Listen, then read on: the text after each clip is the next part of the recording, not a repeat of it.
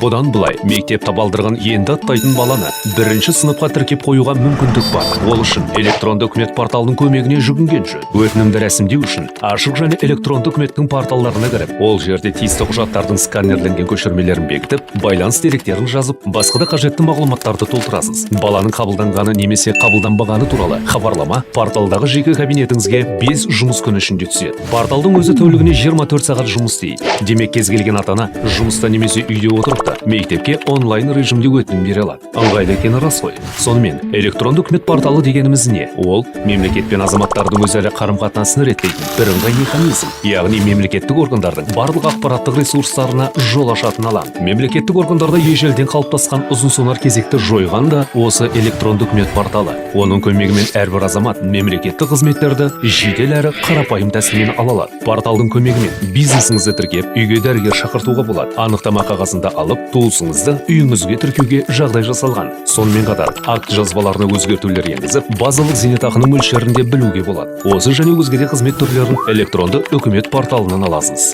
Электронды үкімет порталының қолданушысы болу үшін не істемек керек? Ашық және электронды үкіметтің порталдарына кіріп, өтінім беру арқылы электронды цифрлық қолтаңбаны алу шарт. Электронды цифрлық қолтаңбаның көмегімен www.egov.kz порталына тіркелу қажет. Электронды қызмет түрлерін алу үшін алдыңызда компьютер мен интернеттің болғаны маңызды. Электронды үкімет порталында ұсынылған қызметтерді қолданыңыз. Кабинет аралағаннан пернетақта сабалаған әлде қайда тиімді.